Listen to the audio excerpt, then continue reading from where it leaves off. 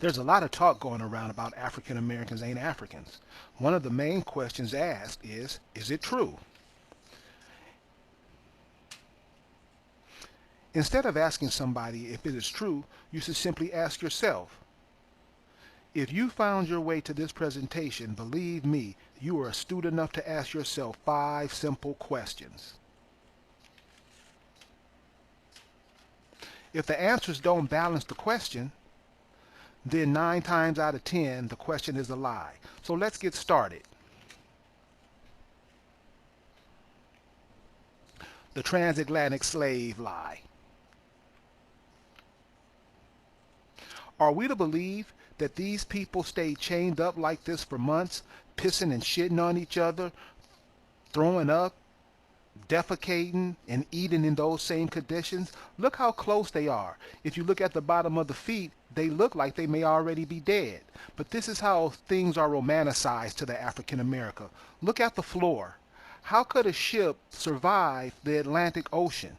How could these men, look at these brothers at the bottom, look how they're packed in there like sardines. How could these brothers survive the waves? And as you'll see in a minute, the waves were treacherous. Are we supposed to believe this? What did these people eat? What did they drink? And how did they drink and eat laying down? What were they fed from? What were they eating out of? Did they have bottled water back in those days? How is this possible? How would these guys survive if their heads are hitting these boards in those waves of the Atlantic Ocean? Now this image is interesting. Check these brothers and sisters out. They don't look like they going to be no slaves. They look like they going to a party. Look how the kids are chilling. Look how this brother's daydreaming somewhere like he can't get to where he can't wait to get to where he's going.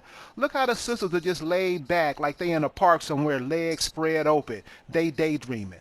What is this? And how would these people survive those conditions coming across the Atlantic? This is what I mean by surviving those conditions.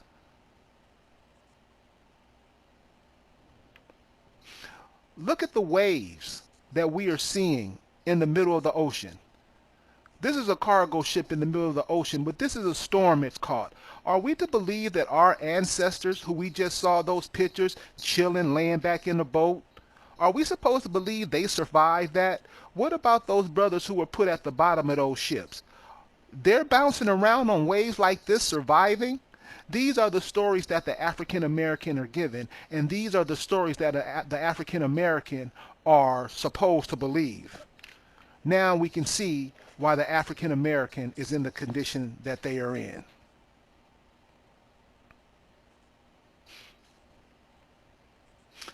Question 2. Is it likely that one group of people would drag another group of people from halfway around the world and then put those refugees on their money? In John Jones's masterpiece, The Confederate Currency, The Color of Money, he shows image upon image of people who look like African Americans in their economies doing what they do in their economies. This picture right here on the front, a lot of people don't understand that black indigenous females are the ones who cultivated cotton in America. This is a sister's industry. But since we claim that we Africans, since we claim that we Hebrews, since we claim that we Moors, since we claim that we Muslims, how can we claim what's rightfully ours that our ancestors left for us? We just throw it in the trash. So is it possible, or is it logical that white people would drag Africans over here and then put them on the money? Well, why don't you ask the question yourself? This is the state of Alabama, $100 bill. Sisters right here. If you go down in the Creek country, you'll see that many of the sisters look like that. I see sisters like that down there in Tuskegee at the area every day. Brothers, why would they put these people on the money? Especially Alabama, as racist a state as Alabama is, why would they do that?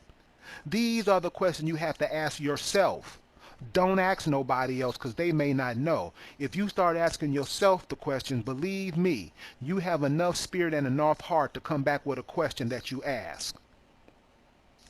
So this is the economy that was thriving when the European got here. These people don't look homeless. These people don't look destitute. These people look nice. This is who you were before you ran into Jesus Christ.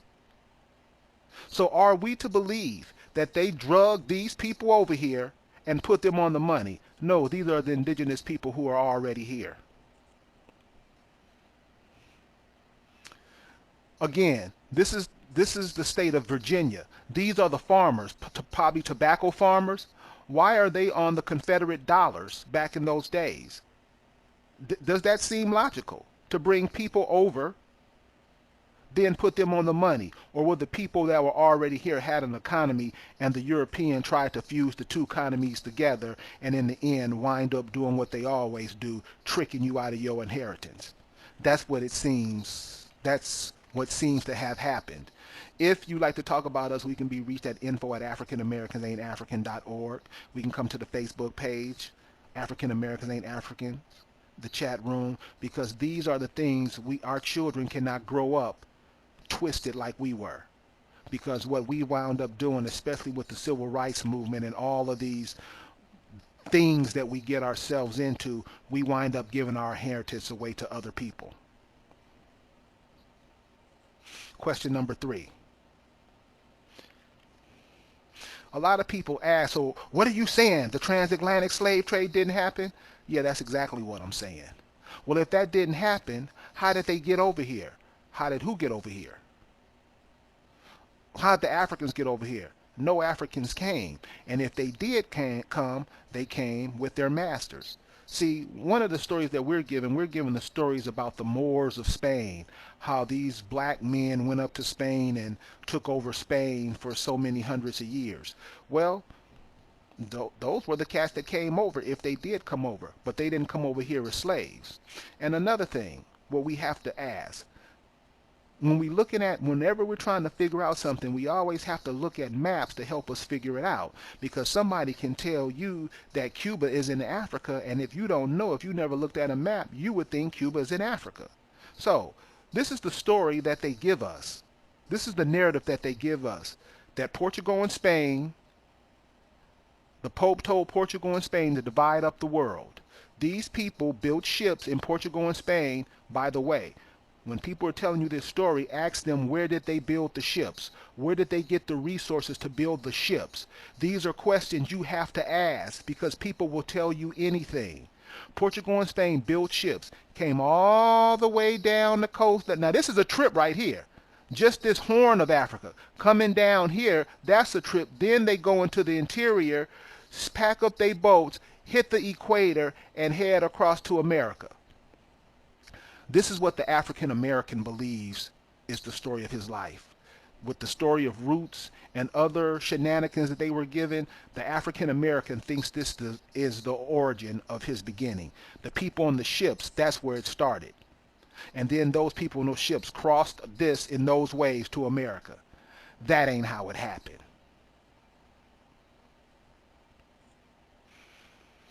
If you look at if you look at maps, this is why it's important to look at maps. You have to look at feasibility. The Atlantic Ocean is too rough for boats in that time to come over safely. Also, hurricane season. They mean that they take off 6 months out of the year, 5 months out of the year to stop their operation for hurricane season? I don't think so. So what happened? When we look at it from a realistically point of view, you'd have to understand that up here in the North Atlantic, here's England. Here's Scotland up here. Here's France. You ever wonder how France, Canada, is named after France? Everything in Quebec, Montreal, that's French, because they didn't come across the Atlantic, they came across the Northern Atlantic. And we'll give you a better look here in a minute. All they did was come up here, and when you get up here near Iceland, and when you get up here in the Norwegian Sea, it's nothing but icebergs up here. It's cold. The waters aren't as rough up here as they are in the middle of the Atlantic, because as we'll see in a minute, they have icebergs.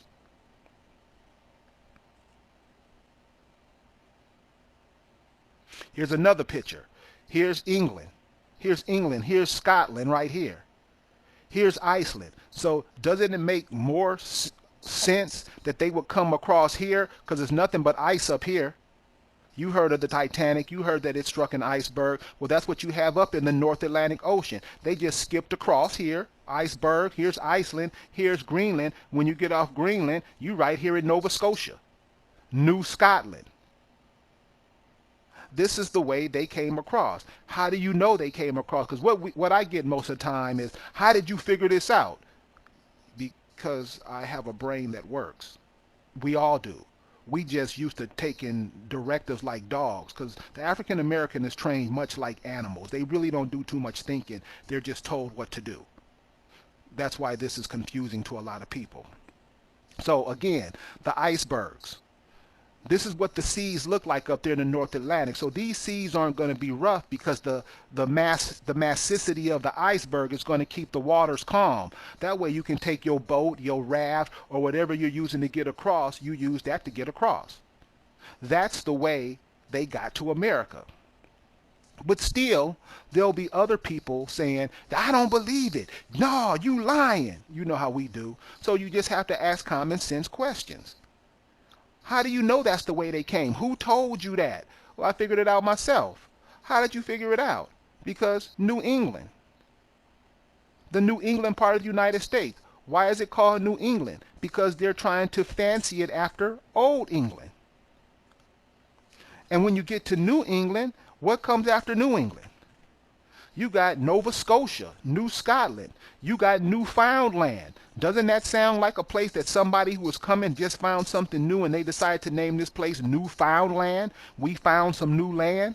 New Hampshire, Newport, New Bedford, New York, New Jersey, New Amsterdam, Nova Scotia. They're naming everything new because they're coming from the old world.